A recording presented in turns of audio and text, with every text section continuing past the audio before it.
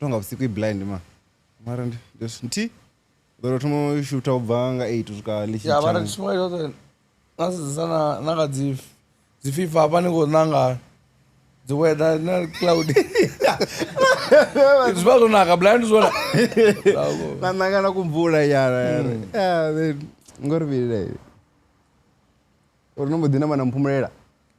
unompumurera nozoona kuti futi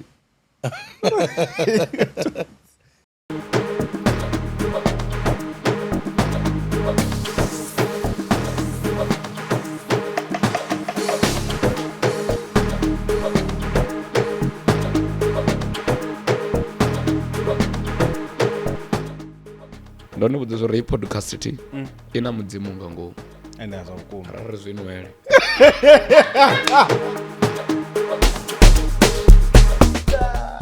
I love you, homie. I love you too, homie. Past 5. I'm sure we'll do and the roof was on 3. Rose of Hanon, I did a company chair.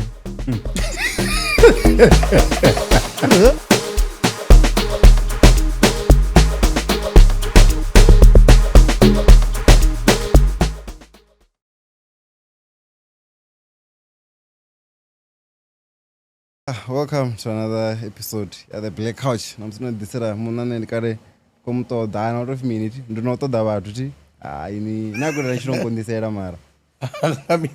no I think naimwe charate roshuta murawo ti ndidodha we seriously naseta ndaseta nezvitu chiki ndimana chabvereya rayo ndiri kuwhatsapp kwari kuwantiki zvavukuma and then nanivolera dhuva ritati angifika amauti yaye ntuni first Friday nokuenda ngaLaptano ti ndobvelela valadziyawa groove ndiwapala votanga michina ndopfore apa ndikhanne apa votanga michina ndopfore ndikhanne apa mwamanginza anenge intuni first Friday ushapo blind chinganda ndibonile dhuva pero rimana richimona richivotuwa richivotoima ndomangaro umuna koi chacho richezile dhuva pero rima mvurani waitwa kuparo lichivokovera vodongari scary nyana ndonga afiyorukisiwa bado anochuza kana musingoridzwa vari vanje ngasiya bena ndoenda vararu ngazigwaze vantu vandirete mara nani ndingasitoni north ndiyolindira vamwe vatu vachituwa ndiye zvinhu zvavazvikuitea yeah but then anyways welcome to another episode ida ndikwamba ngozvibona napsinodhirana vakill Mr 5455 hemuna nodhuma solo ne mwana mwe ndizibhedo nawangu yaone verengasiri kudoshuta mutu ukadhiita zvorumirisa dzibhere mini nerinozidhowereso ti ya ne zvadhuva nadhuva mara nozvibhika tobva kare mamuna narikadinitavera murawo wange kare blind yeah but then anyways this episode is brought to you by MR21 you know ndiyo nenda kuchitariwa ne ano madhuva ngotomoziva zikodhara episode dzavo ngozvibona yeah so ringorivenda ari kushuta ari kwandidira content yenepa mdhini wacho zvino mara ina nyaofa mara ndomba ni free anizvi yeah right ngozvibona so if you want to contact them nadhiva zvote zvine vava kuita kuyerana dzimbulungo dzinsurance ine vafoneneka 015 151 0251 kana 0252 and then this episode niyazvidiva quality yavo itorari rari kwamba ngonaka rikadhirotoma apa naziweather kafifa mini yeah zvikuitwa ngapa Panda Studios ndinyangoitwa zvote zvine zvairana navideo live streaming ina kupisori ndichamine chichitu nditundu ya dangerous if ingoita live streaming andikuzvibona nava nina show unyangotori ngotopefuma iniita ni live usine ni vavidzi vadanichera zvowa so vaita zvazi live inamini so if inyangovona kana antu zvimwe zvine vavohairisana equipment ano madhu so yeah nivafoneneka 010 0232939 or info@pandastudios.com vawana naBramfontein wotovuya ndiligaraba naracha asikanyachivavona vavoradzi first Friday vagumenevo kuti avobdi varimi shabo mani shabo right shotema mwana nanikadhembore nanikokombowanala ngandrene wapedzere rufoni nonga unaimwe tinopindavi nonga unojena nayo yavaikori muna ini wanza to interview racha ndarondaramza madhimani yamandoenda budzwa mumwe muthu ambudzori ndikandi kutodhiwa ndongari ndo hesitator ndomba namba foni dzavo nditotuma nditoamba naye anditori zvamborino atikotodheya varandarazvomuga ndamboningana ndonyadza ti nananonyadza nakufunga zvikuda zvinoguma this time ndosikufunga kamusi ndizvingozvifoitu 2023 ende mamuna seriously mara mandikozvimumbure zvinoenda budzwa mumwe muchambure zvorarigaya ambodhiri haina beula muna leslie akhona tota blind uri ngosukuru nga ngoshava vonani zvino runodzura fana so zvaite yeah imuna chipinga ndi chipinga zviva zviright mndu achinzori mistenga nama I feel like ndithu ine yelani itova right ndiini yola harovinga nama rumbula ini tituba na problem nazo nenge madzina mamwe na mamwe ane nangambidza nga through musical tina problem nazo because mumwe na mumwe unongonondivera dzinama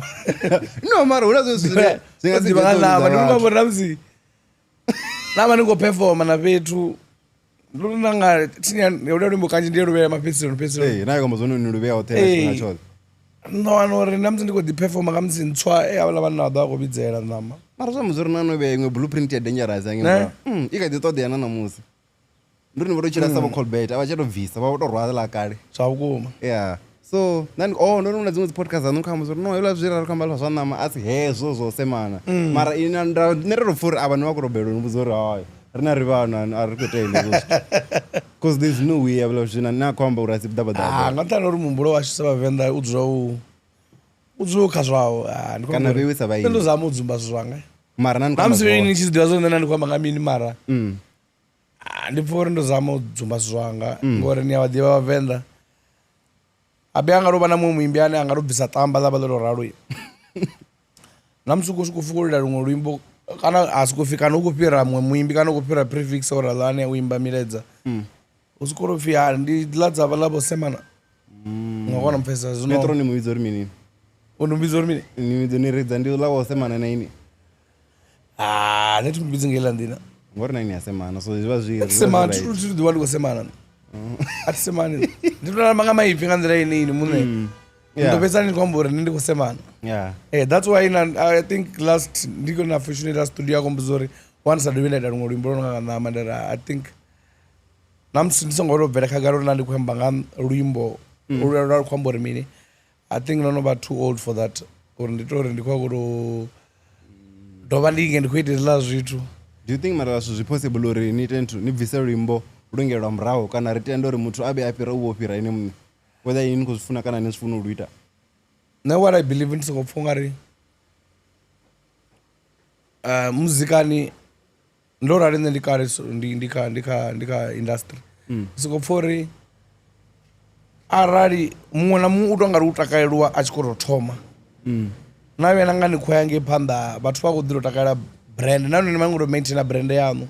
mara vafuna izila sizothoma navasedzana vavo colbert vava vakoperforma dzedza dzinyimbo dza kale ndari kuvona imwe performance yavo so ukoimba mwana wavo I think akuimba rwimbo rwakale blind mara vathu vojavula and I think nozambukana asatobebiwa ngaitila chipinga junior ndomumbudza ngoho because by the time netonga raritika vuntu votandani wadaira tonga raritika voprimary ngongona mupesa mara vakodhiri performura rwimbo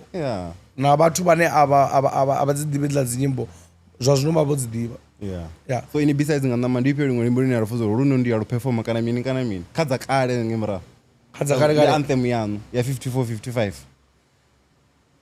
ne kanji ndiperformance nyimbo dzakare mostly nondinosedza ndikoperforma gai ngoti sina ndikare ndigimi ndiyakonopfa zori una petu une ndori ndichikoto zvomodobverera petu unonga kamusi votsvinga ichatsvinga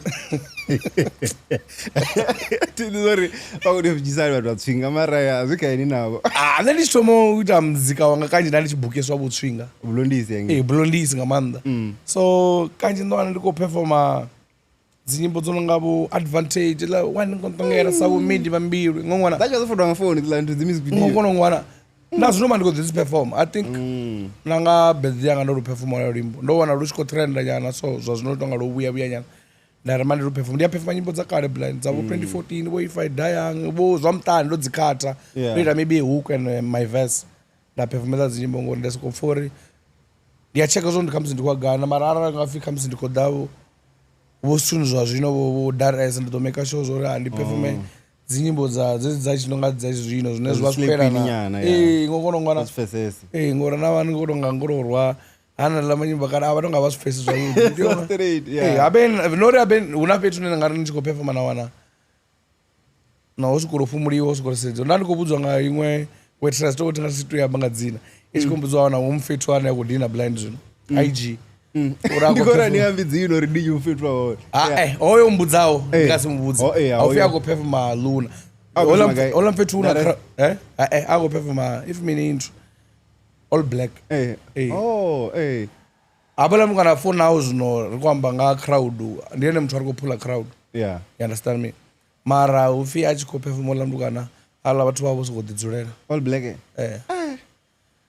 but nane ilaso ndisokopfunga ri reason if yona ini chitombrera anyaziwa zvongopefumira vatu vani ingambori vo ari kofi uvoya vobvumbi vakodiwa vakosokoro uyani okay mara mndu kako ni mubook ziyamba I think ni mubook cause ndingasibook mndu mara ndisokopfunga ndunyadza ndunyadza wa uchingakona vakujena mumwe muthu wange ani mudhima wanotana urubva katv kana animuboni dhuva nadhuva kana asi wavhenda mara ndilideye ndivonga nduronyadza ende zviyakonadzeya izvozvo kana vanhu ndingopefuma vatu vavurudzura nandinoyandanga nazvo zvozvo ya ndinotanga nazvo play nane paDar es Salaam ndinotanga nazvo navanhu vatu vurudzura mara ndichitopedza pedzi usumbedza ndichiri kutonga ndunyadza ndichitopedza pedzi ndonoimanga ngenda ndikousweta ndikokurwanya muya nanokudhama chita komba nangorwaisa blind vanhu vanobadzeta ndikopefuma wavo azikuchina zvambori kamusipo kurofora ndikasito ndikovhaibhera chifwetu chavenda ndibona ngari kamusi nduronyadza maybe ndizvezvo nduronyadza ngori arari wai vachipedza vachikonobva kanze kana vanori ndingosenderwa meseji ngaimwe yauti anouya sikori and andingodhina blind dance vanhu vanori hapana dj achimute one yako ndiyobvumira ndichiri ikoko ndiyosinga along havosi kufumuliwa nanengambinisukuri anditanitamenzopefoma at least ndiwane flobo yanga ndidhi uri vanongofa paini zvasitereti pala petu too much ndaenda rili muduva ndikwakuita imwe event yenda dzievent dzadzigoloi blind dzadzirestance if after party duva yadzigoloi ndakosuggest ofi ndidenanyi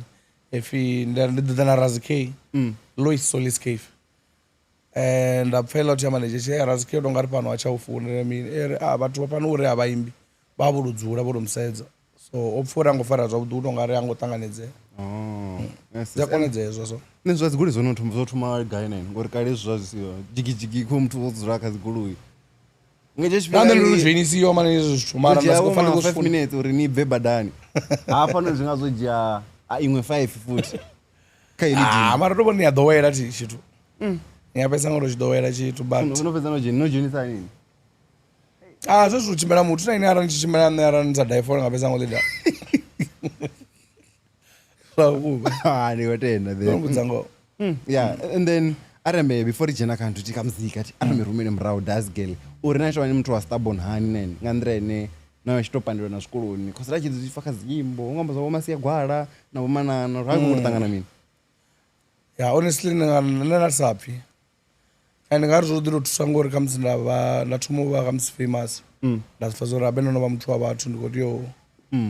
nditiyodzika ndamaintaina zvo ndava nazvo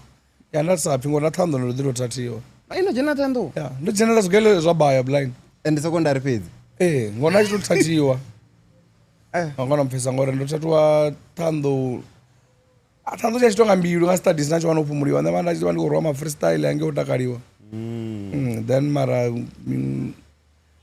December ichisvika nanongopuwa ripoti yanongobudzofi ngoriyovhaya nayamaungani zvayazvo the same thing and then I think ndichitomonifa ti first song endaifa I think ndimwe tariki yakare navi makita ngadilombula makita lona mudededzi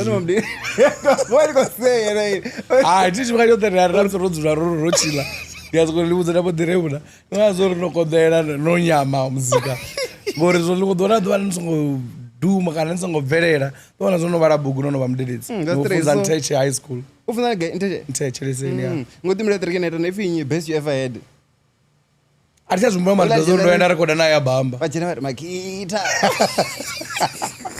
inonzvirake makita ndojena natandona sarasi okay and also ndachiva ndikupfa muzika ulavoplasi makita nodzva kaziniti rodzva kaziniti tobora inodzva ngentantanya nendidzvanga panewstance fani vari ngapanyustance ndikwamba ndidzva dziresenza univene kada and how did you know the punchline was over cash cow yan because I feel like nolangazvo zvila zvithu zvogotowereya and zvazvinonasedzesa hazvichatova hone ngamanda kana umbudifi akuita zotamba muthu anasi kuvhinia ngomamba zvisvambi so inozivisa zvori aizvo zvidonichumela yaiyo negame yavukuma ilani that's why anasedzesa vaswa vanji vane zvazvinovobvelela ifi ndidzi upcoming chivatu vanji vane vasapfisi muzika vasikuti vasikuri dhumo yosikobvela hadzi vadzimumbiyera blind line and mwana naine akamusiya ari kupfira achina 12 years naine una 12 years agogoba dzikumumbiyera blind habe auna mtu ananga riri oricha muzika uvo kurekodiwa blind ari ndizori tikasiyambe mutu mara ari ndizori una artisti ini nani ichipfa nga 2012 na 2013 2014 mara nichaipfa zvino ndirizoiko the record nazvino wadolf veva hatidivi wayakamvera tinashumana wavala varina munhu even adolf got the record zvavukuma nonomudza ngo noguma izvo zvinobvisa imwe treke ngabifi nyana pakurekoda maningakurekoda black mara okay ini hip hop ndingokunoinoisa 5 years ikadivawane nazvino achimwa chapiano that's why ndikonobudzori zvazvino zvonova simple abe kare yaigame neachitova necreative ngelandira ine arandisadhivi kutamba ngamaipfi zvazonikondeera blind uri nime vatuni zvazonikondeera ngamando uri nime vatuni but zvazvino ndikwambori zvonoreruwa unova nadzipiano piano abebi already beat idzo inova hit zvambori ini ningorodana nalospice anyana nalobanga kusosonyana kwanu kapiano ningasiflope ngori beat dziraona kana but vakoflopa risizvipi piano is very simple asifana hip hop imbona hip hop yakonda blind kwambori una vatu ngavo Giddy Boy nena ndimuimbi mara umwe ndasapfizoba kuri mini mara achingarototumara dzura pasi antaruchaidzora hapana ndikwamburi mini ikela utina inizvi ela kuti problem ndiyori ishapu mara zvino mara problem ndiyori back then yo skaya one accident yadzura sachivanga chirapfu tongari yavo yesishapu mara I think yori cover rori hai ori cover unova late havuri mini unova na gap lerapfu ne asicharovia game in the way onambotuisa zvezvila mara ine ndiyatanga naye blind anepa mavengeleni radirumedisana ndiyasi musumbi nomusumba dhimani unochinja unokwata babe amusekene blind ainimdenyesa so amusekene blind Giddy Boy if you still remember but zvino unova ingoti ne unokwata blind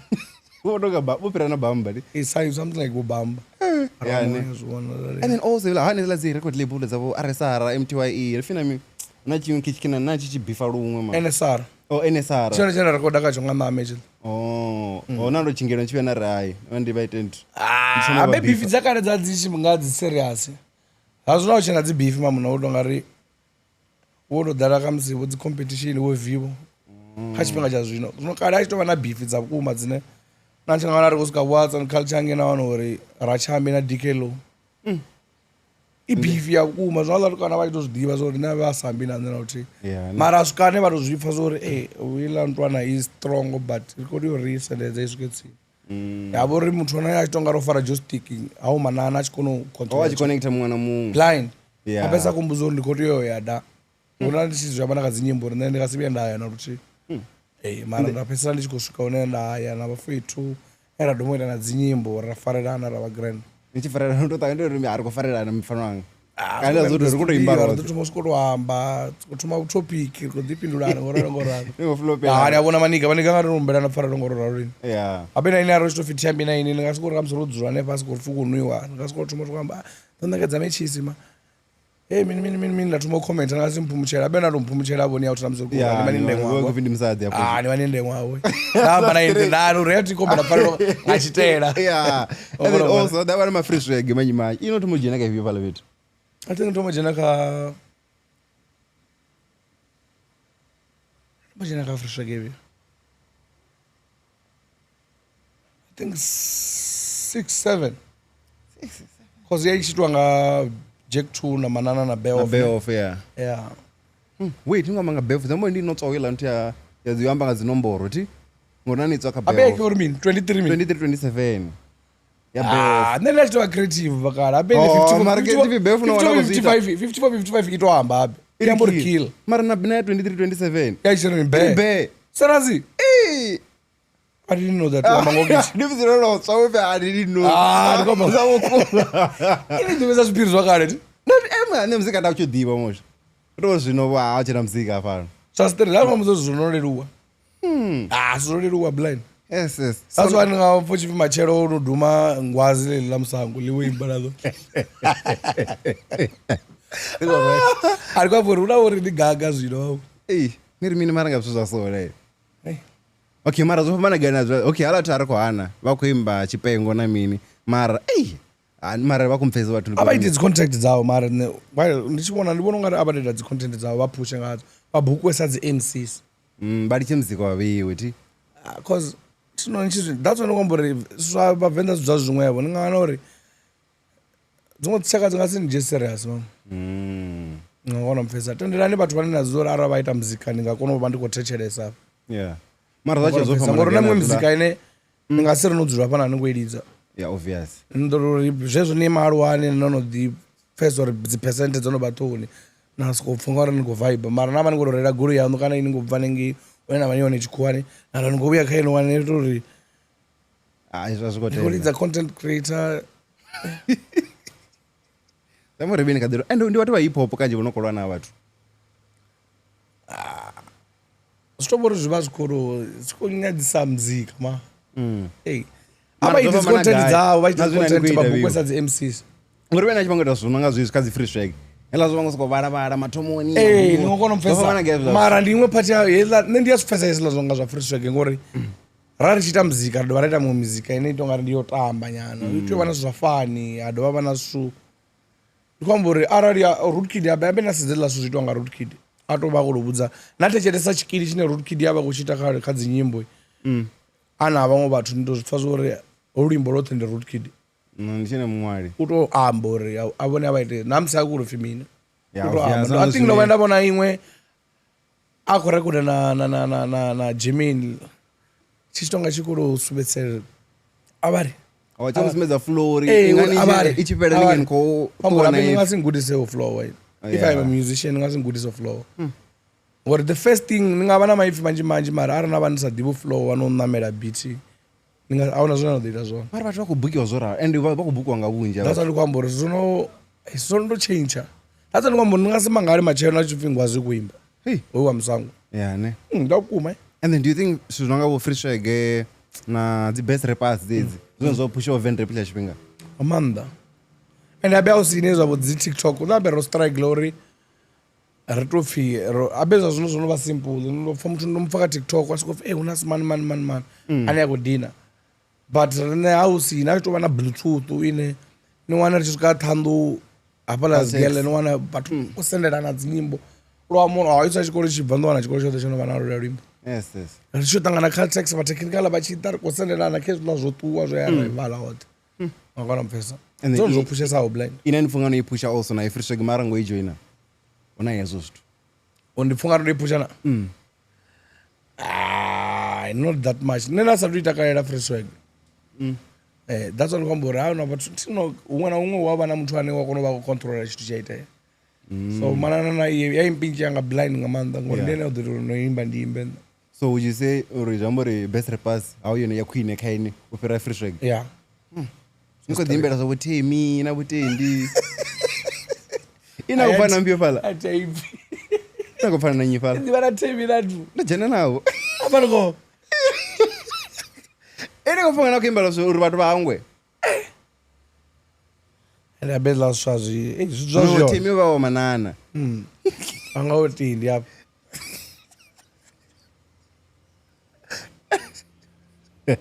sorry, it's fine. Sure, but it's no problem. No, create, it's a game, it's fine. So and this I don't know this whatever later. I don't is a blind thing. And I don't have to now on with the cheat ngora asitonga zvazvo. Akutambiwa man. I mean. And then so in order to fazora ndo jena zvinoka game ya vend rap awaka rupio limbo. Besides because I'm sure our best not best rappers. I think it was the Warriors. Uro fundo jena. Na fazora with our music. Na ne vatu vakondiva zvinhu. Because ninga jena basi twazindiwa nato vanje vari ngango muzikana. Ndingadori ndichipotangana navo Remzi richipotomoita ndivona putare avana album yandivona putare ilairi navo interviews Humbe Humbe but it was before no mara Humbe ula wa Shandimo tizo ndi wakai wa Shandimo wa Mzion ya vachimba blind wanikozipoint out uri ndomuzioni naini ndikotohamba uri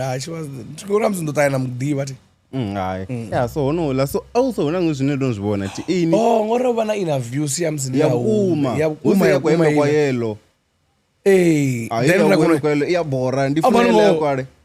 that's why rikonobuzuri ufi kutakadza chiro choma chakare that's why I'm saying ifi wenza uchinja dzina mara ndofora zvazvi online apya usina nozva online aishumiswa inthu yawo ufi dokofara ngere data file ustu wait la zvinhu zvanozorila ntoitwa ngangere because I think rwimbo rudownloadiswa kaila nthu ndi rwimbo rwanga rwavaivone that's why kono adompa 1k kana 1k anoima rumwe ari rikoona uri ndiro rwimbo rudownloadiswawo kaila nthu yawo ila nthu ndinoita apena weke vakuuploada ningei uri ausati vana zvinhu zvinji ezvo zvadzispotify zvasiyo zvasiyo ndizvo zvazvidanga bluetooth ongoraeza chiko choma dzi-aux hausine zvorofirikono-streama kana mini bluetooth so ndakobvisa zori okay unojaina gamini kwedzi nyimbo dzaone and then ini ndichipotoma nadzi album ndizvine ndinozvivona ndonozvinotisa ti chimwe chothe ava nafina album kana ari sikori mixtape unongolawara chalingwa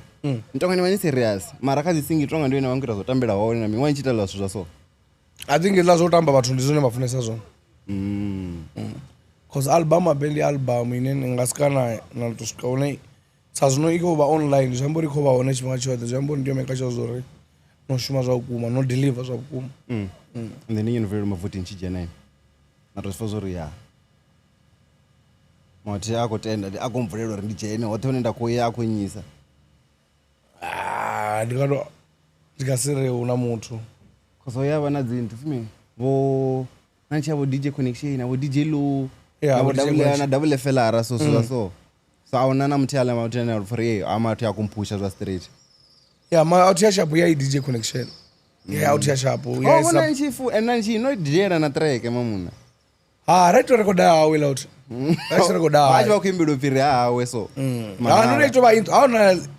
intro inoitofi DJ Connection but then achitoishumisa with my own voice and ichitoishumisa ore intro ndichitoishumisa voice yavo ndionene auti ina problem elauti nauti and then also unaimwe watiketi tizongabi kuri junior nemba nayo asho elauti honioni kuri junior ndiwamushavana madhi ndiwamushavana madhi kutirwa peace titi ine lauti so phala petu elauti ti waita mini igai nene tonga ipretoria igai lauti yala tinachizoro nediskini mamuna ichishawazigele kuimba naini kwanza mdzimu uchirekodwa ifiminovakutireka kubible study koko ende ichirekodesana manana blind ichirachizi identity ifinyikuravi kufuroko ukutsuku irasi kukwambadzira ngori kwavona ishi sokudokwata kwaita zvaso ndikuvia bebula kwana kwailati kudzatsina kokwembelwa antu nga32 ikailati ya 32 basi ngadolf mariwa lamwana zonomariwa ya ngatsati yakumamba dzina so holamwana ndingoshava mini ati noti mara asi mtodini uvitondi vati vamudiva tondi omara nga imwe kuti yanga inofi zvagood enda zvagood zveizvoklina klina zvinoudzatsinaazvingange greenstone ndanokudza something ngayela mntu ronovhala uritoisozori yati yazvagudu idorofozori ya andikodovaisiwa ara yezvipfaya dovaisara ya so ila kuti ndakuti kusozori igaye mamuna kuzinopusha nayo ya yopesa ikoya tuli ikojena pitore la ntwana yotuwa nawo ufinye odwa DJ mashango namdu mashango yone watele chifiri yu mashango ichiredza badi migero nke ene jena thando nendachidza vati vodumawo vakuma straight yeah and then also ngana zvine ndonozvirealiza ti uri chimathen if ndakajena api ndandikosecha seka YouTube ngondiyo ndau yaisawaone ti ndatosecha Rachakil ubvesa nyimbo dzadzifeature uboti unofeature Rachakil chi ndakanje nditofeaturesiwa zvakondo ndirelease do you think vatu vakunyekotondishumisa marori okay ringawana spotlight ngademand and even azvino zvikaditeya hatina problem ndiyasifuna mari lasizvori vatu vabveleleni ndokuzvibhora machero muthu anonomupusha achivoni achivotena bags kaini navanori utomongooni dzisani madzina vatu kana ndi vanji vanonovapusha vane vatongari machero nawana yatongofadza nyana mara sharp nne munhu ndiyazifuna uri ndive ndikurofini kuropusha mutu sikofunga ndiwana dze blessings yone ngori ndima ndikusumbedza rufuno rwanu novhura mbiru yanu uri omuthu ndikwagori ave queen kamusi kazvino yakotifuna zvone uchironi ngona and then kamba zvino anga zvezvisoti do you think vala vatu okay like vakoni feature na mini kore ngodewa zori ini nani relevant from then so they know uri hey ati either way have yatofi una rachakile ulimbo rukutuwa rukuya vatu ni za serious and assume lazito za straight uri nda feature mizo feel sondo rali runga silende ai naona kuri fara vese ya mizo pete ina vanisiyo pete zvakona zezo that's why one of that is a snippet last snippet ni one ori ni one kamsuko fi ruimbo ra nyinyi mana one ori oduma snippet ka TikTok ufara verse ya mizo pete muthu mna uri mbanja mdiyo but then inos kondisandela swinene okay like you were getting booked for 2010 ubva mrao 2012 faninge and 2010 ndikamba yafetu 2012 ndikamba yamwa no ulabudododada uri ndimanukori nini so uri nachibubuka vo 2010 mahasini atikadiva kuma ngachipinga cha tropical achawa kuma ngononovana machina like mahasini kadiva kuma it was a pool party za serious so zvinanikobukiwa ti and then even zvino so anokobhukwa petinonga vokabhala gai nagai ndoona neimwe show inako yakayo yes31 ine like hemunhu ari vakuespectora okay vatu vasva vane vakopopa mara ini still mangadhiva unza zvinotosvikoniza ane mayadwa kete ndiyashuma mwana ne ndiyashuma blind atitaridza afi ndikoita chichundi mandikuchiita neno ndikuchiita ndikutochifuna that's why number round ndosumbetisori bafetu vanjivo dho zvino havadivi struggle ndozviyamba number round uri nabera chikondobva shandima ndikwangovera mamirenja ndikubva recorda mara now it's simple una bolt ndikwambara muthu angapanda anderanda a request uri ndikoya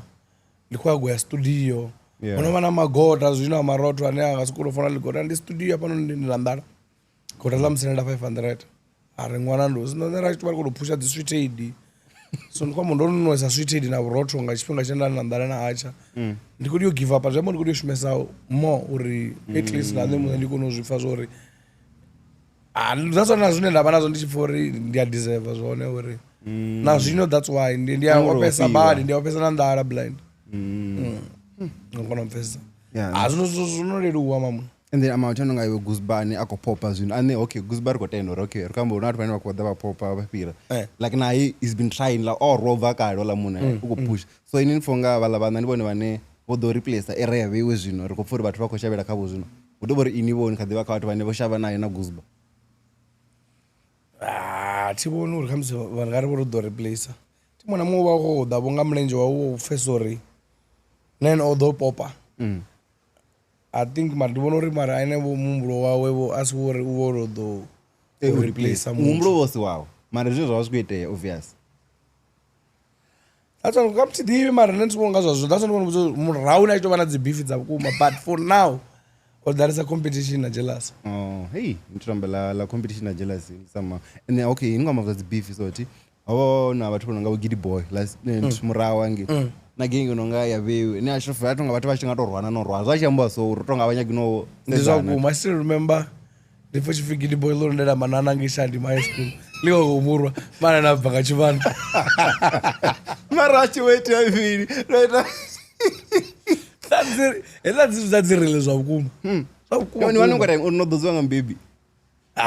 helazo ni wana nchivanonga uri kureriwa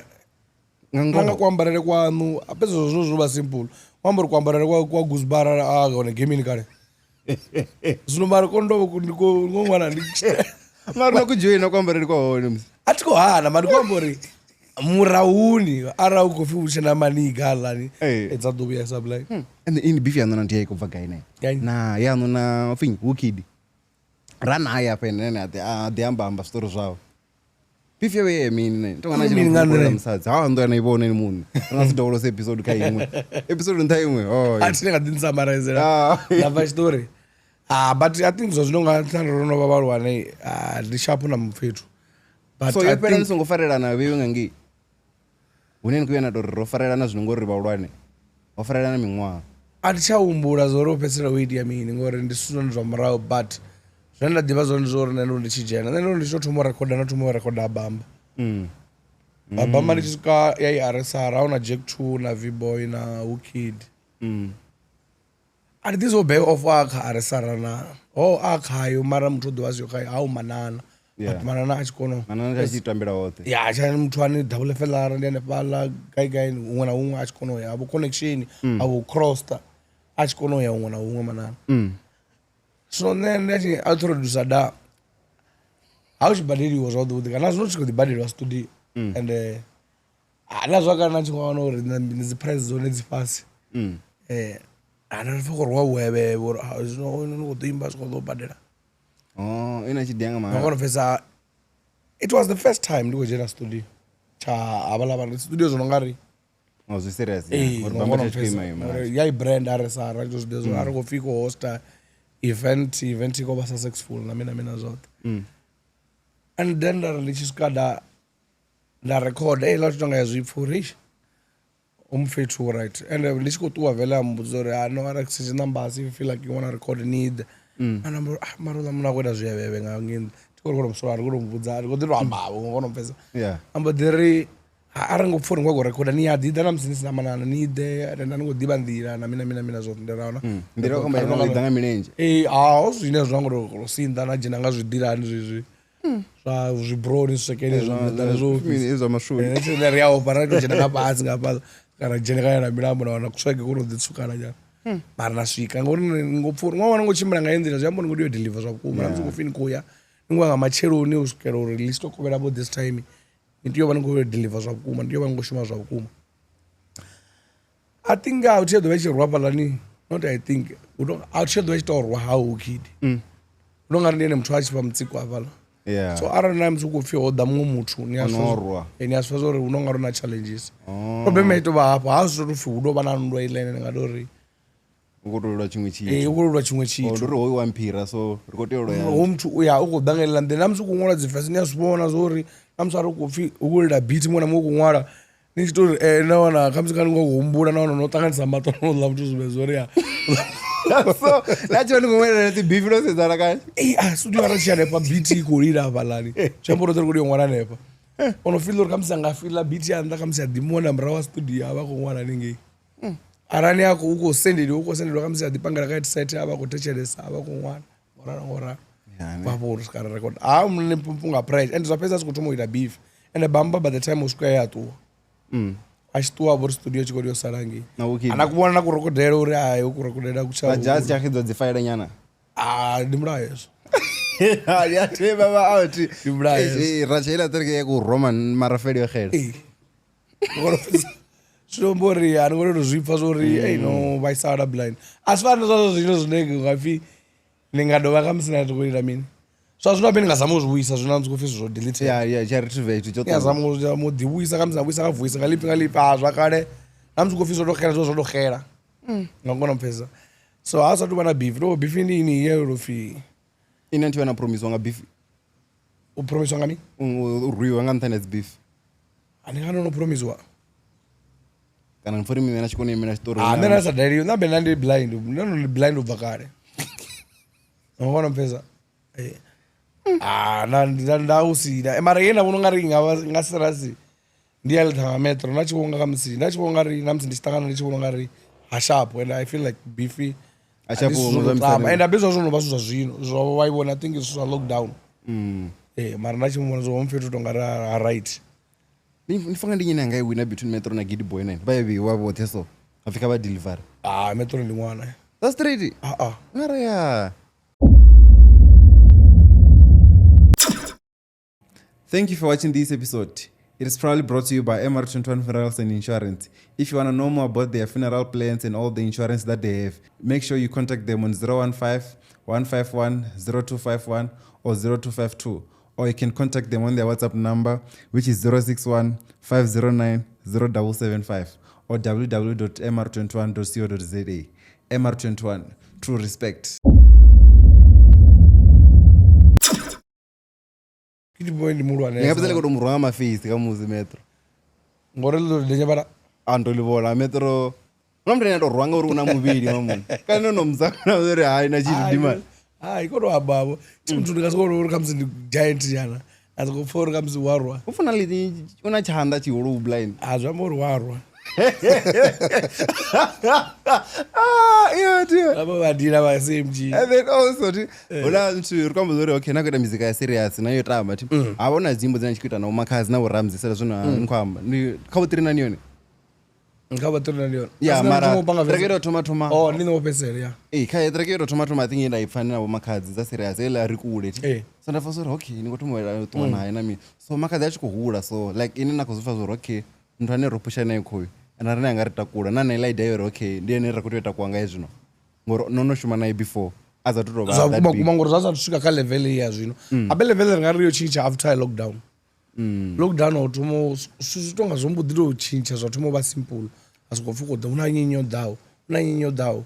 that is ngotomo dzipfa nepa dzikotomo da after yeah vele nachimano expectable ona by the time itopfuchifi tsara chanenge ka RDE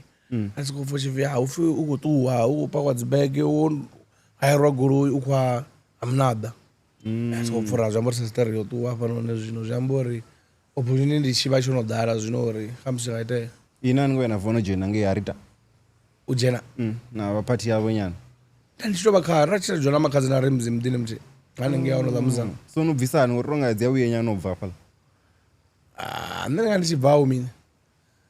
ndazonga chede yadina tinayibona chatonana mangaini mune chede yadina so ndichidakazonga chede tozamuri nengoita business namuthu ndizamova loyal nyana ngori chede ndiyo irorwisa zvakukuma azvamba zazigoliwa nadzamakadzi ndiproof anotowa ngazo nene ulamdzana makadzi obvious otowa ngazo so zvino already so ndisokofanga makadzi naye ndari feature ningadova na winner so kana sokofora ei arichasendera apa ndi mdzimu ndonga ticheyo ka level yawo ngori mara niyaita ndichizvipa try ina nyana I don't have that energy ndingasimumbele wandiva utioda undiva queen ngona mfeza okay ini mara okay no vatotakura ndavanya udhusore pala vitotakuwa nyi adanyi kwa makadzi rikomuguma ashitarata na kudhimba ni pala Joshua Do achimba Joshua Do pala veni korwa oteka dzifo yeah mara mbudzori richibari kwa na remzera pesa kombutsa ngodore ini nanga jump ke dzimbo ini ngava blind toringedza era nane ndachifuna uringedza and ave so much adina is blind yeah ngona pesa nezona tsa genering wona ngwa ikona piano wakona inamela yeah bayiri ngachitu chona chitu kona zvote but so already namsukufika msi ubva checho arithubiyara vana na project rote achindiva ndikwambora tonga saina vanhu chotomofi niwo interview wo 50 cent na vunyi uri ndingadiro anga wodzi king dzavenda norodzi hangwa ndingadiro uri ndingadisandidza tsini wajabaka king dzavenda rajise yokoro pesa ingasi hango mamuna mara arana vanongohangwa nevangorodzi hangwisa so ndandikuriyodzana nditoma I don't have that energy ndingasitome muthu ane vandiva queen nikamakazi king dzavenda ti noita namaneta antu havala mututi wava wana throne pala peni rimwe ngazvila zvithu savati vane yanani navo kota kwanikosera ngumi edoriparisa mapolisi irimini havala mntu vadirengera kuduro orudzirekera no ndizvevati vavafamba kachitoko kafacebook asokanya koichana nachavamudivi mari zokopesa arari vone vane vathu vafimini varoyal garden vomupai wadeserve na chiduro king ufi vomupana mara vomupa netira kutozviona nendisokopfesa votomupa amai araona zvimwevo kana zvezvinokwambori zvatiktok orodhiaskadirengera kuduro maybe hamsho kutomupa vamufuna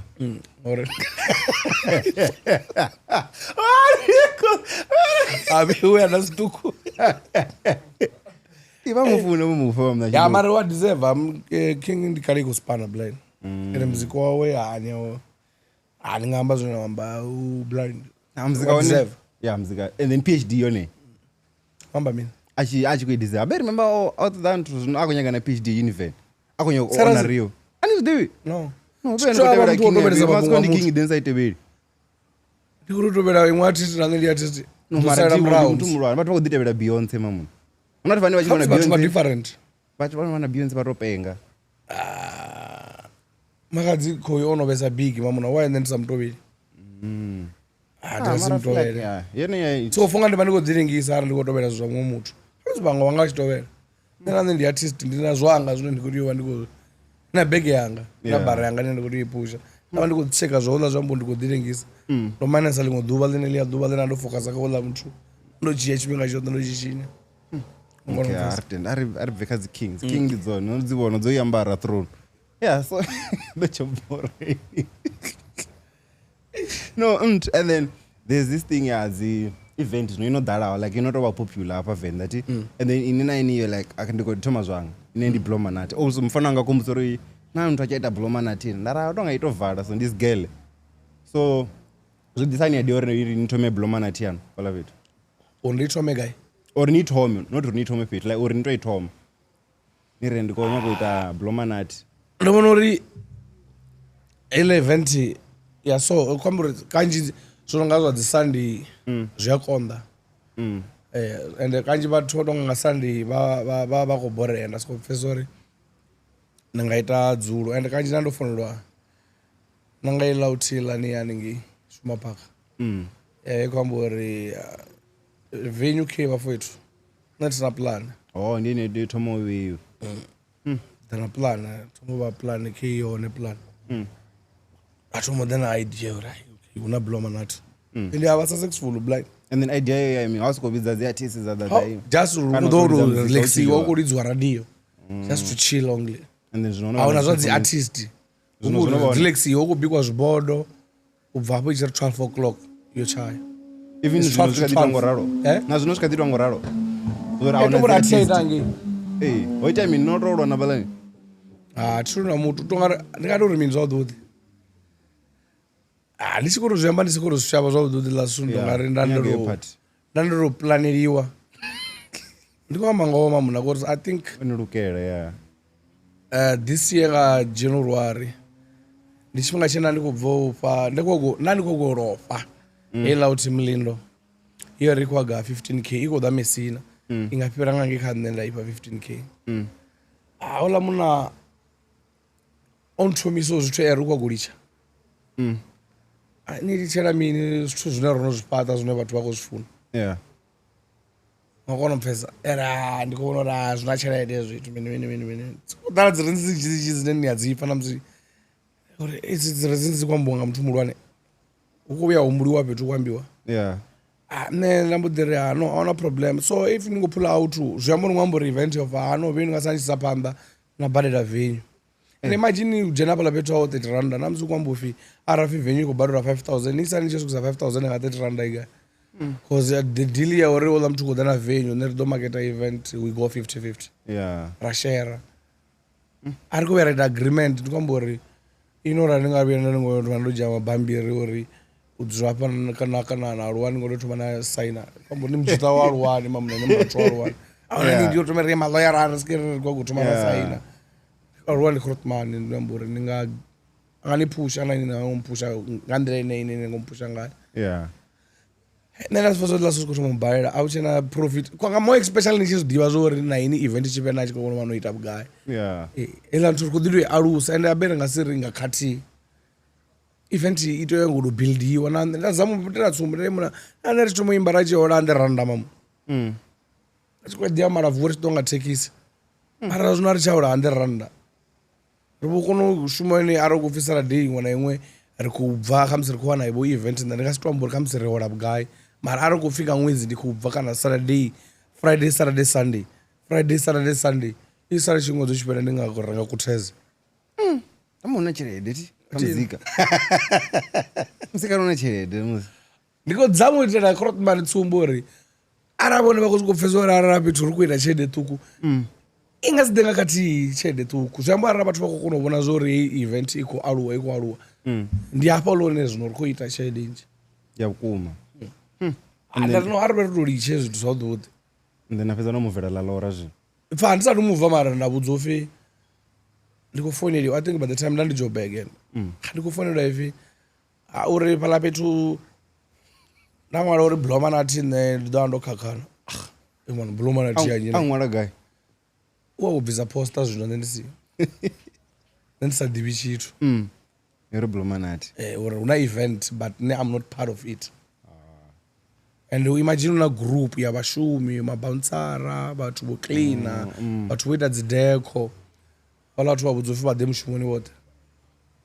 tambo ane ayo mushumoni ndi nne nezvamondokatwa ofo zvino vakona mupesa nena kuno event yaitiwa mara vathu vasave hone vasede ndavona ndikubudza kuti hai ini wine zvauti nisangovuyana noshera na ndikoshera mini zvo ndazvidiva une basa sheri ngona mupesa ubva hapo ndapesa ndikurubudza kuti hazvino rangadova raisa pamba havo uri mini una vafetu vana vangasimona avana vafetu vangavoja likoto vava part of that thing chalikoto abakaandara mukomana ndinengasipa pete mara posta ke ndiko ufi ari bvise posta ke tikoti kamudza likoto wasare une machero kamusave swini ukova loyala akulwisa vathu uri posta ke ukwambofi udova na interview ya Black Couch Leslie asiyo Hey, Kingsley mamuna Leslie. Hey, abe Leslie is fine as long as ndio. Niyo bolo pesa. Yeah. Ngoro mangazi ko bvaka YouTube. Ana munambo ambo diria ano ngasi zviite zvo zvafaelela zvo hela nthu ya pumula ngoro. Andana pesa uri bathu vakondina vakodiyambo uri mini. Ndiko pesa mando bvakazo tende ezvo zvithu. Ngoro pesa because the aim for me yes is money but ndiko pesa chedi ya ila event atiko kuvarero ndikuti ila zvino I have to work hard the ila chimajisvika. Undezo zvo zvithu ndingasinyangori na vathu vane vakorengesa vuswa botando vathu vazongorengeriwa. Yeah. Mara akonyamula muthu. Yeah, ugodia dovana duva. Uya dovana duva ngori udova na chipaka chine udusvikone udorengwa zvapera zvote. Makona pesa. Nenda pesa ndo the relax and there after that ndiapoenda kunoita mini ndapesora nima ndimove. Ndikona derangi. Ndenda kuno move. And then why not decide yangi kule sona? Okay, ndikule kama kane nditsini. Inzoke. Anefala. Nzovone. Oh, asivone pala ndisukwenga. Uwera ga mara Ramondo. Yeah, wera Ramondo. Uzwana. Yene Ona peture kule mamu. Ara ngofuna muthu. Do you think vathu vava kufuna zvine anokuita event ingano just uri ndiracha njeri ya mudala robva nayi kule? Vasedzana zvezvo uri vasedza zvo zvikuitwa kanyi. Bado vasedza vakutakaira uri ezvo zvithu zviyane. It's a normal chill ne aina dinani right urelaxiwa zvauti kutamba muzika une mwana mumwe vakuenjoy so nikovona gasti yorali so palani every Sunday anti nchiri abe wachiva wo medal and utongo ushimwa na payment ndibugayunt I was the I'm sure ujena antu gasto and imagine what's part abe ukula chipaka chacho different tonga zvipo zvauti na vusa ve yeah blind market wauya and then ndichipori ndikwakuwisa bloma nati angini akonova kuti danela event nakona mupesa ndisave na problem nazvo but ana muthu asatakalisi zvavudi noti uri kamuzimini and the more especially ndichi ndikuva ndoima ndovona kuti ndina mishumo minji for December yeah competition yadhara unazo Snap Sunday unadzi acoustic patvati uneine yashuma paka plus kenela dzi auna imwe vegeni auna dzi hume show ngona mfeza afeza competition yadhara I'm not after money yes I need money but atutoba tikuri gidimedza ngailandira enda afesa ndakarogidimedza ndangawanda uvara ai nditiyo ichesa zvavudi na afesa ora mini ndime ajayiwe ngona mfeza yeah mara auna mthu zvafuna zvavudi ndiyazvibonela zvitutu uya ndai attendela event mara ndiyazvibona kafuno ndizvingo this scroll so zvonakaira the setup is nice ngona mfeza kudringisiwa now and by the time now I don't feel mini it's a traders market tonga yeah songa yafindi traders market ni sadzi achane fala na myomva na maruku ara ngorengisa mara ichibona itonga indi beshe mara aichava traders market niko bifa navo kale mara ndidanisa tidivi titobedi zvavathu zviyarengiso tobeda zvavathu tidizvo ndi zvayo and then also tinikwambozozora okay una dzigigi so nikwamba ngenange competition odaredza ti ini bunji hadzo izigigi ni vanikadzo ti ndombozori gigi dzenjini vanikotwana vongana nga weekend nda around cause namusiri kodana nikwamba zone fori chekani okay ndovamba mara vakwata vokwata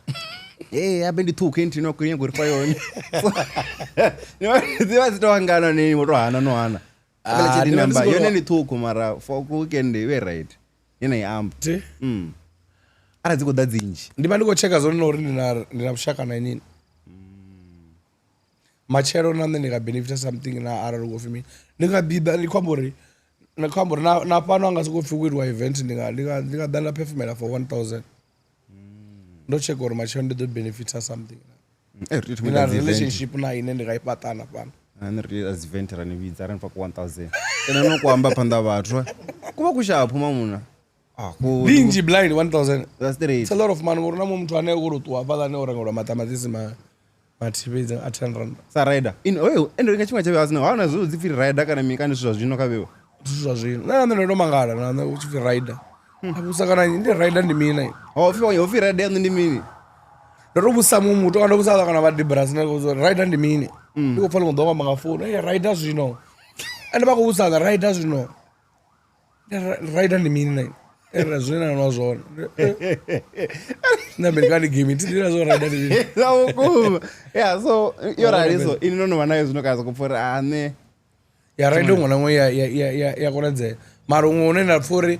arali sano phala ndi khou amba nga founu nda vhudza upfi ari ḓo ni fana rider makela price ane ndi nga ni vhudza uri cancelani rider yanu ni ede tshelede iḽa ni iḽa ya rider ni must do that so ngori rider ti ndi halwa yeah ndi nga ḓi renga khorotharu musi na khorotharu nda vha shapo na mani shapo u fhirisa uri ndi vhe ndi khou fhiwa VSOP ine ita 1.5 why don't you top up that 1.5 nṋe ndi tshi bva ndi ḓo renga khorotharu nda tshimbila ndi khou ḓinwela ndi khou refresh tshikonelo kambiwa uri at least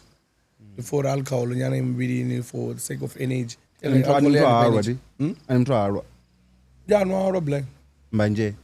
yada that's straight mbanje mara ndinwesa halwa mara really no chincha zvino charo dzidayesa mbanje kuzi yadi usori halwa zvena ndiva ndikuimba ngi mrau zvote na ndiva ndikudia asi mumulo wa mutu wone cause kabiri no kumbulele kwani yakupfa na zwine zvaniko amba nga maanḓa ila zwira kamba mathu mundu a dzi free swag zwine zwa zwikambiwa thono nga teki zwino zwila a zwi ndine nga zumbula ni right thoni ti ini kana ri kuya na bakaza zwofu height of bid comes ugwarana kana koyela mara azwito kwa bodi sikikela point mna ni artist to bodi comes ine ngori ni artist ndingakona pamba chitu chimwe na chimwe chine chiba chikuitea ndana kono chi creator cha kombo cha dova changa dzi gimmick dzena kudziyamba yeah ndikoliwa tono nga bege ndikutoka luimbo ndikutoka luimbo zaba fani yeah ukutambiwa pala betu kolea luimbo yeah and then also I feel like in as much as nani kuroza ukuma ndona mati acho kuni pucha ti so ndaita chimuro and mati a 54 55 hana genge yabo temeli hala mati na and uranga not vachitofona re ni riimbe apo kona chimana na pala chimana kuita dzi shout out ka vatu na zvinofonga na ya zvachifuniwa blind lazo zvitofi ya ni riimbe so zvazvina zone zopusha murawo ti uri niri okay if nena ndo ayemda nachimana dzifene blind ndikoti svika kupfisa unonori ngopfaka limbo ndoambiwa nasvika ndoambiwa so asi kupfitanga nangoza kwambwa niri kadzudza magenga ne ajinitando ne racho wa nyimba so nangaza so ya zopusha in the way that nyapesa niko vana vatoviri uri khamisa asi kufini kuimba gai kana vomara vuwe ila genge na imba nawo mara vuwe pedzi nine hachitemba mara vuwe pedzi hachiba ukwewa gai on bucharani nazo are famous no nachiba nene nge inote ini dzwangi kana dzwanga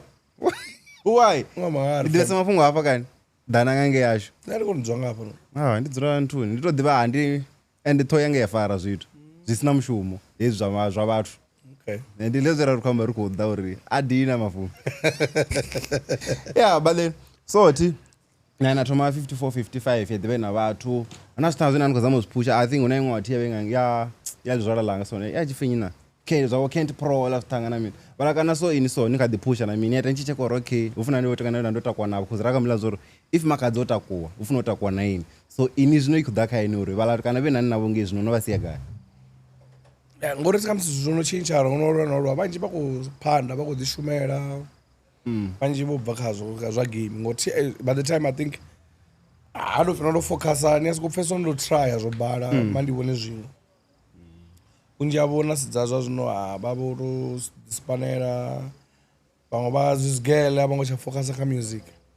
ini zigele anomdirobva khazvo chambori mari achingotombhaliravo mara mtu achitoa kunuvobhaliriwa ti kanji mara okay nona chitova ndisina chede ndasina chede yachikorona So if But by the time ndo ndo ndilothe then ndo wesa ndilothe ndisina bathu ngatsini ndisina baby by the time. So how was it? Chimwe chimwe nachimwe because now if you ana baby na mini I'm sure machaka the two samara 90 achifuna zori mashaka zviguma nepalo radomutogomera nepalo after rufubidzi. So how was it? Then litopedza tomurwa pedza chatodona. Na wena watomwa. Tomwa chikora chiwo. Chatodona mashaka nimirire. Yeah. So zvazvo zvazvikai okay ngoro ndina baby na mini. Kandi zvozoita uri right so niwe strong nishumese. Ngona chizokonderera. Vanhu kwachikoroni nevanisina nthu. Ndoko rachidiro favor no favor obva kare plus duma ri high school. Anwana urukoliwa namuzukufika ngubvisa chede amachida todara ni real mo. Ngona mfesa na one right. Okay, muito vamachirisano so right. Okay, and then okay, aonela punge bambo vako force vat kana uri vana kuimba na okay, yani chikolo ngotswana unotwa udokotela tavari kusukuri bamba ndipo dokotela. So kaini lazvo avasaiti achiva nazvo osachidza zoro okay comes mfetu vana baby kaza mopusha naye kana achiva kupusha vawe ngange ne asa nangori comes ras ngodovesa that much close ne ngadori real kanjira chitosari kurombesa nga music rachitari kurombesa nga music that's all feel kuti twari kurombesa nga mapungwane anonga nthu vanongototowedzana na mini bezvakonda ruri rudzura ruri ruri kurutotowedzana andina chiri wakomba zvezvo then chitusana okay zvakonda infombo namseko ruri rudzura pari kuunwa ungabhara out nti yanobhara rambo kwa idea kune machiro kunga pa future tokusipambo adofona liya la gai ma tofona liya limidi mali dena ndizvo zvino zvaswa siko mangenizo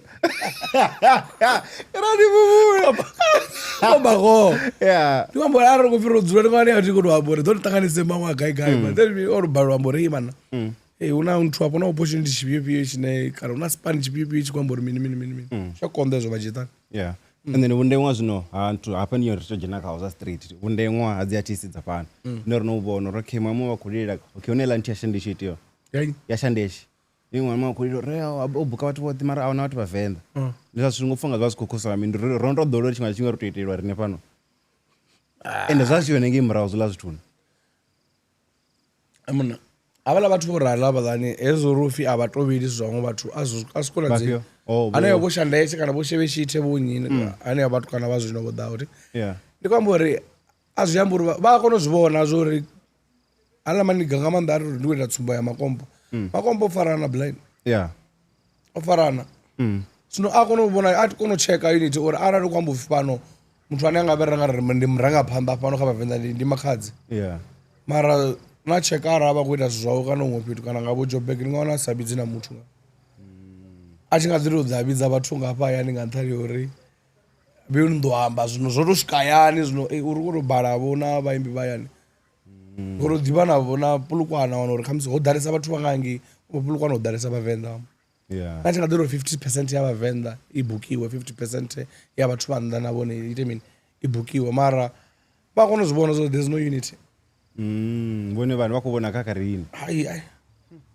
but then also ragona zvimwe zvazvambofi okay cheka inorada chandecho akasinya kubhuka makadzi mamuna cause odhudha mujera show one izvo zvine otiyozvumbura mara ndivona nga rara zviya zvo uchildisho angotaripo shandesha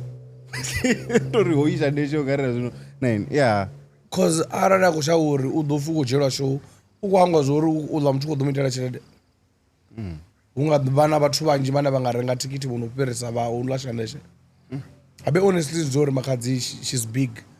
so ari kufindovidza makadzi naife ndikoita show ndikoshava zvori ndabhuka luna udoperform pera ngori the upcoming yekoda zvino apenda mubhuka luna zvino zvambori vatoveri vavo vakotoda vavanji kwandi kuti ushave izvo zvito urape vathu ringasifana emuna namusikofikana novidza caspa kana novidza vonyi kana navonyi muna vathu vawe ezvo ndizvo muna vathu vawe mamuna arali nekufika musi hoitwa event hapa makuva stadium navanori ne ndikaline up ndisaye ungavana vathu va10 vana vangakwato vovona vothe verabera changoda uri kakira ngamanda ngori muna vatoveri vavo ndikolitenda zvo okay and then rari kwamba ngadzi album angimuraona minti so there's this other one nimanguiposta chimwe chinji uri mchini ukuda zvino so lanbi ndi album kandi EP nje nemwe yakusekele koko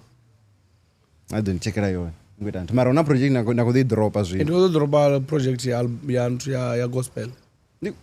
Khezo mulalo wa mudzimu kha uvhe na vhathu ndanyokuvhudzisa zwezwo uri why i khou pfi ndi ya gospelela nthu na ine ndari khou imba gospel hani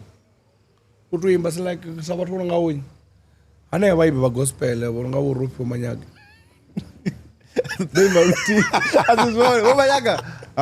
I remember unfortunately ndo vhori dzi instruments dzine ndikho dzi shumisa they are way too different dzi mara muledza wa kereke hu hone ndi munzhi huṅwe nda khou shumisa dza kereke dzi instrument dza tshigubu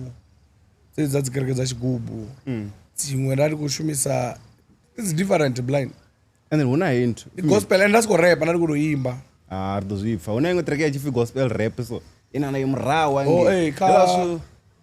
khou zwipfa zwone khori ndi gospel marasi gospel ya tshivhe hone vho ngo tori vho yo ṅwaliwa kha dzina mara zwo vha gospel that's ndo ḓivhusa apa no zwino gospel if I learn to actually gospel rap apa hapo ndango tami mara asina no zwino khou ambo zwa gospel kangi ndandi khou rapa mara ndi kupanga nthu ndandi khou dzipanga dzithabelo na mini kuti yala driva uri uzo kono fiwo mini hayi azwo mara ino dala gospel kani nyongo switcha zwino music na ndiko pfezo noendesa zwinji tuedzana zwa different so ini man khongwala chimwe chete nchibvisa album kandela zwo okay ndina nyimbo dzakale so dzitiyo fedza dzobva dza vhathu un'wana ngoramba uri mini like ndiko afi a project kubva zwino probably ndo in'wana mround zwezwo asi link to yakale kana ndo stories la zo fini kun'wana chithu nda studio in'wana chithu studio anepo nda chirekoda nepo sana biti kulda nepo nda ṅwala nda recorda sa ini yone ya gospel tongomenda dipana chimwe chongwala biti yakodolira ndachena butuni nda imba zvapeda nepo tongomenda topana ṅwala because it's way too simple kwambori gospel asingotori kuona gospel agospel ngolelu why raro yaradzura nthu raro na make black something akwamba for no ndakuzama imba gospel azvo rento ngolelu upira izvo imba zvaveyo kuzapala nsokuimba chimwe na chimwe gospel yone ne mani ndoimba ndoipfa zvino ndoipfa ngaibvisa nga dzifone ndichikuemera bulomana ndingaibvisa iko bia rini dzifodza masonda ini ine sonda ria ke unoipfa bulomana ti iko buya rikoya guy chafa lumwe babi lalora vaita nthu ti arama ringobva customer no ushapwa and then tibenda bona dzindwa phala bitu no uthi lambori mini ndwa zvakuma mara ifini korao bulomana ti ndi zvimwe zvithu zvine vhura nga 12 ya masiyari 12 ya madekwana yochaya so kana bengo dzidiphinisana radio rikudo itsima ora bese zvonga dzinulwa na mina dzikakati dzitoma after 12 so anina plan yori ni wise imwe adzila okay not wise track mara ni collaborate sala majita ote akare if ni chingakona mawa ngora project unfortunately ndiko bada chipinga I think ndari kurombera chipinga yamsi ndiko market zvo ndiko uri ndiko ya Blomana tiko relocate iko yangini la Lora nani kuchimba na V-boy ndama ndiko sifuna badi uri kamsiri cause ukidwa kwa dhimba nabo uri ukidwa dhimba I think ndo ya lingo do private location hapa no aba ku uko record ile album yantu ya mizo yeah aningi ndakuropira na wana bangi no problem ndiori watu vanyitina vo bamba vao vo Jack Tour vao na manana tonga rachiro va right ngono ngwana achiva rating me man tidizo kuredi amina vala vetu why nini tidi man when okay ndiro nachita nchidhamba nyina nara ofisi yapengisa tituenda zvinengedza man so fast kwambiwa mara ti believe kazo unangwa tive zvita town ya Gonya Gate yapenga yogo ya Gonya Gate mara ngazi Gonya Gate ni right zombo ya kupenga maybe yeah so believe but then it's fine man and then anything chinecha vaka pipeline besides album you know the shows dzangabuya na mi na for the start of vara ndori ya also then avanko kwakadzi artist yafala dzimenda kudendo kusanga dzonya uri mini ndiya anything chinecha vaka pipeline china kuchidisa vatuni besides the beside the EP inokoda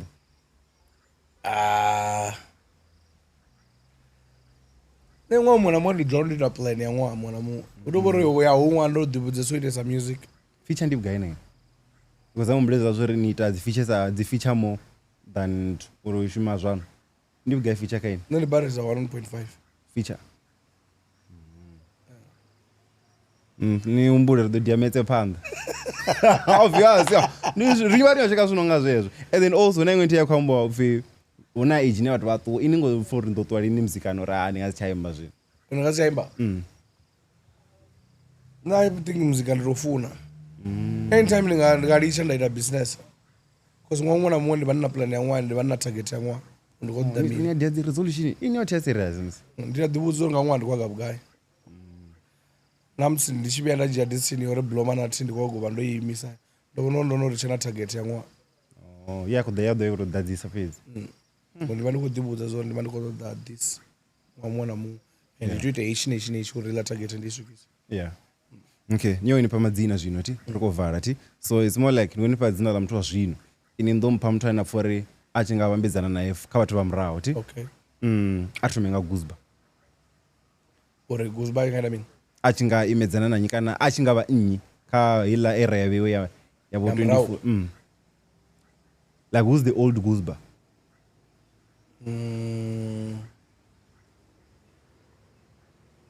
ngaringi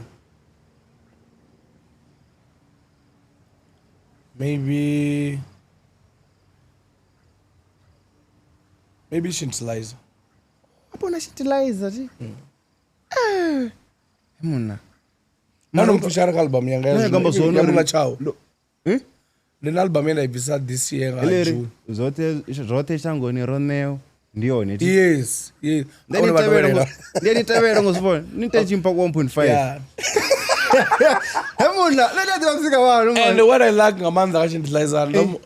yeah achikorire ushuma blind ndazozori ndiyafuna mtu unoshuma mine yeah ndanimudza zvo ndandikugungura apana ndikohamba na DJ connection ndikoti ai connection ndina problem atikowana Shintilizer and ndobharira music video yange kana kuzile yeah uri ndishute naye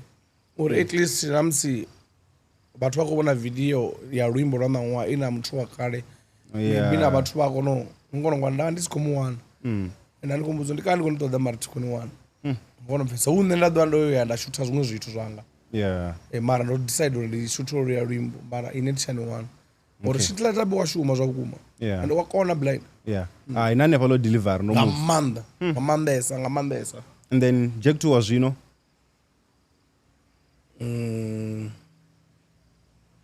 chekuchua zvino ringari onalo vhela achishengedza ligwena asati utomoimba mari utonga orichangoimba ya orichangoimba ya yeah okay chekuchua zvino ringari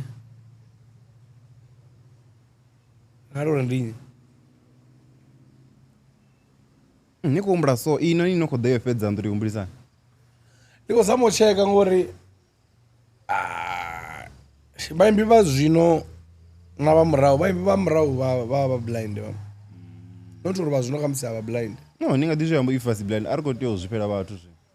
mara yeah vakaona ndikurombori that's why ndikwambori tisino zvizvonondoreri wavo yeah mara ndingari Jack 2 wazvino ndingasikorori metro ndikari agame ine yeah utongari wazvambongova vambidza ngoshengedza washengedza metro ironireka metro ndoliopa ine naruti yeah yamarachikarekamzi metro okay and then yopedza ke risa tovhara zvinhu ini mune nachinganyangoriplesa kanyikationa kuimba zvinhu naroforo uye angaimera ndatuwa apfi atichewa apfi ndiene racho uyu jr player te ngori niadiana dzintu naye mfetu unoita ila joint ep ya mutambi dendera yeah ambori hai imatukanaona kudhodza yeah it's too good wakona jr blind ndiene the best vocalist jam uyangaini zvinhu a vocalist arisonga vara vakare kan akava zvinhu ya ndivongari ndiene hai ungasiyambi watu unosvika vana zvamburi mfetu ndiene rikuti renengere nechidhuru but then unomurekera mini rikuti wanere nechidhuru unorekiwa no ari derivana lolokoveakoliona svisvika muravo yeah but then thanks for coming man yeah I think like nayo rakairotamba namuti also wavahone murava fasvo zvinoenda achizvidiva tovorivo nichita nichitwave nichivuya reazama catch up mari mbodhinyangopfadza muravo rangu ilo zvote zastraight napenda ndingaimba free show gingwenang from 1 to like 9 nditakukaka ipfi mara vonani zvinorisiya gaya rikotopfa muyani but then anyways guys roriwara nokunosvika and then nokona svika faro ari nawanisa kusubscribe ko musubscribe ari nodha ngori ndifuna racha mara nani mupfuni sokunozama mupfuna racha anga sikudha nani asa mupfuni and ndifuna ndiyofuna nani so niite zosubscribe and then ndiona dzimwe dziguest dzamurawo nadzine dzadhikodidhoda ubva panda. So this episode was brought to you by MR21 vane vaita vadzifunira and insurance, and if you want to know more about them nomoro ndinipadzone dzidova dzienepo unadza personal ndingava kwama any time of the day aunofurara nintuni already with that. And then also the 015 ndio vafoni yanga dzioffice hours and then wadonipindura. And then also to use equipment ya top class othe navhenda tituri utokolavo mara atituivona namini so ningakwama turi vapanda studio vadha vanitera zvone zvaclean zvopererawo namini. And then nomoro dzavo ndi 010 023 2939 or info@pandastudios.com ari nipetu nanga vochichauro namba chivenda napfuri nyengotoyana tovona nyengotuswa nga service dzavo nikovona rine zvino so ngayana nevadaira Bramfontein 38 Mille Street. So yeah, I'll see you on the next one. Bye Rachakil. Hayi no ndikodiwa uba mini wanamusi ndikofana ndakara ngamanda ndo. Tegame yavana yobva gaineni. Ibyo. Tegame yavana. Lere miyavana. Yobva gai. Ndena chitofunesa zvaudzi nditofunesa umbrelesa zvithu zvine ndofunesa vasadzi. Ari kumelepo. Ari towekas.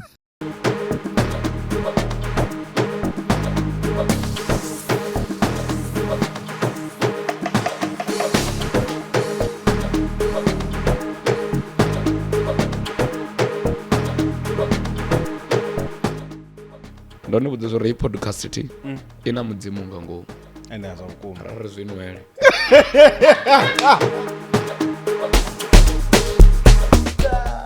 I love you, homie. I love you too, homie.